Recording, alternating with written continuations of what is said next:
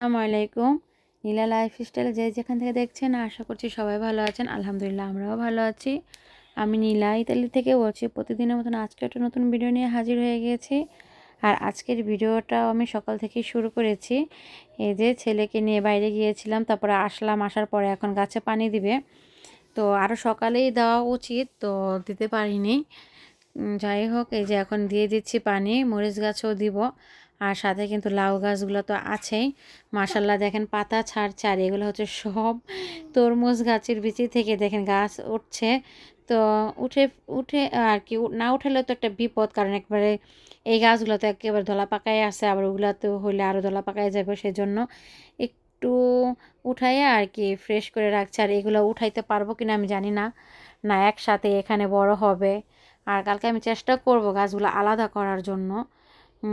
পারলে তো পারলামই, আর না পারলে দেখি আগে মাটিগুলো সরাবো, তারপরে তো যাই হোক কালকে আপনাদের সাথে শেয়ার করব যদি আমি সরাই গাছগুলো। আর এই যে এখানে আমার ছেলে দেখেন গাছে পানি দিচ্ছে, আর এই যে আমাদের কিচেনটা দেখা যাচ্ছে জানলা দিয়ে।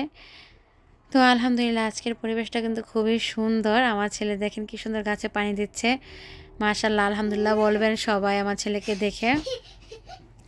আর এখানেও কিন্তু ওই যে কি বলে আমার এই পুঁইশাক গাছের ডাঁটগুলাতেও পুলকি ছাড়ছে, পাতাও হচ্ছে অনেক জোরে সোরেই হচ্ছে, আলহামদুলিল্লাহ হবে। কিন্তু একটাই সমস্যা, আমাদের এখানে গরম তো শেষ, গরম শেষ মানে শীত আসবে।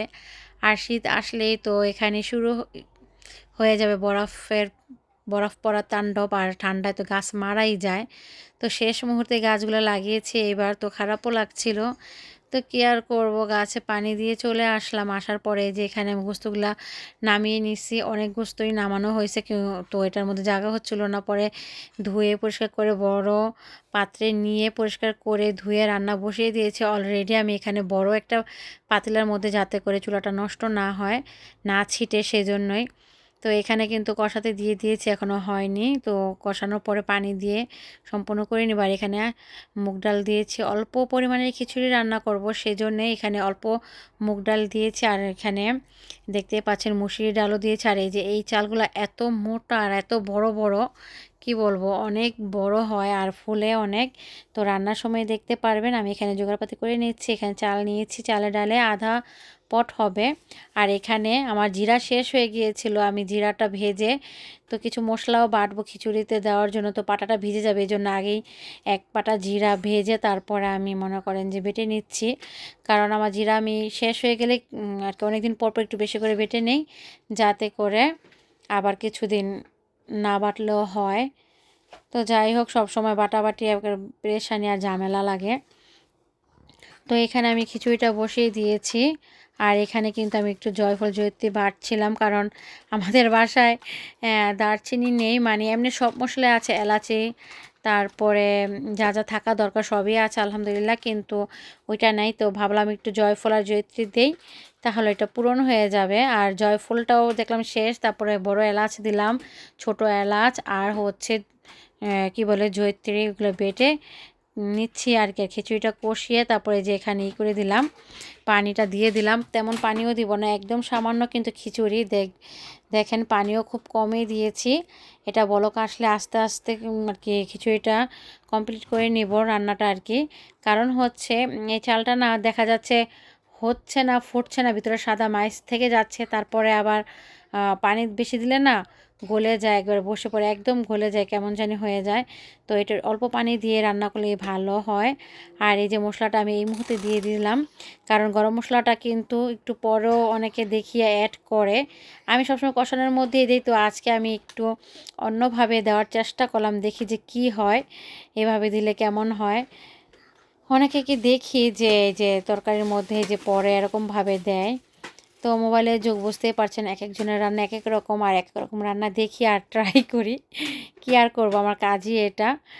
তো যাই হোক, ট্রাই করা হয়, খাওয়া হয় নতুন নতুন আইটেমের খাবার। আর এখানে আলহামদুলিল্লাহ দেখেন আমার খিচুড়িটা কত সুন্দর হয়ে আসছে, হয়ে গিয়েছে। আর এখানে গরুর গোস্তটাও হয়ে গেছে। তো আলু দিয়ে একটু যে সিদ্ধ করার পরে তারপরে জিরা বাটাটা দিয়ে দিলাম। আর এখানে আমি অনেক গোস্ত রান্না করেছি, সেটা একটু তুলে রাখলাম কালকের জন্য। আর বিদেশ বাড়িতে বেশিরভাগই মানুষ এই গোস্ত টোস্ত রান্না করলে, একদিন রান্না করলে 2 দিন খায়। আর আমার সামনে থেকে তো আমার আবদুল্লাহ স্কুলটা শুরু হয়ে যাবে সেপ্টেম্বর থেকে, তো এরকমই করতে হবে। প্রতিদিন রান্না করা যাবে না, অনেক কঠিন হয়ে যাবে, তাহলে আবার আমার ছেলে কষ্ট হবে খাওয়া দাওয়া নিয়ে। কারণ সকালে এই সারা সকাল 12টা সাড়ে 12টা পর্যন্ত না খেয়েই থাকে। ও কিচ্ছু খায় না, স্কুলে ভালো ভালো খাবার দেয়, ও খায় না। তো বাসায় আসলে একটু ট্রাই করি খাবার। তো খাওয়া দাওয়া শেষ করতে করতে, রান্নার আয়োজন করতে করতে আর যেমন প্রেশারও পড়ে, আবার রান্নাটাও দেরি হয়ে যায়। তো সারাদিন আর কাজ শেষ হবে না, এরকম একটা অবস্থা। তো খাওয়া দাওয়া শেষ করে রাত্রে দেখেন সন্ধ্যা হয়ে গিয়েছে, একটু শুয়েছিল আবদুল্লাহ, তারপর একটু নাস্তা খাওয়ালাম। তো দেখলাম কোনো কাপড় চোপড় আছে কিনা, তারপরে আবদুল্লাহর প্যান্টটা ছিল নিয়ে নিলাম। আর দেখেন আলহামদুলিল্লাহ কত সুন্দর, এত সুন্দর দৃশ্যটা লাগছে, সন্ধ্যার পরিবেশটা এত সুন্দর। তো আমি দেখছিলাম আর আমার কাছে এত ভালো লাগছিলো, আর আল্লাহর কাছে শুকরিয়া আদায় করছিলাম যে কত সুন্দর আল্লাহর সৃষ্টি না। তো যাই হোক, কি আর করবো, এরকমই প্রায় দেখি, বেশিরভাগই দেখা হয়। এটা হচ্ছে আমাদের পিছনের সাইডের আর কি দৃশ্যটা। দেখেন সবাই কিন্তু খাওয়া দাওয়া করতেছে অলরেডি। এরা 7টা বাজলেই, 7টার আগে 6টা বাজে খাবারের প্রিপারেশন নিয়ে নেয়। তো খেতে খেতে 7টা 8টা বেজে যায়, কেউ কেউ অনেক লেট করে যায়। ওরা বেশিরভাগই তাড়াতাড়ি খাওয়া দাওয়া করে ঘুমিয়ে পড়ে, যারা বেশি বয়স্ক তারা বিশেষ করে। আর যার বাচ্চারা স্কুলে যায় সকালে 8টায়, ও আর কি 8টায় স্কুলে যায়, তারাও তাড়াতাড়ি শুয়ে পড়ে বাচ্চাদের নিয়ে।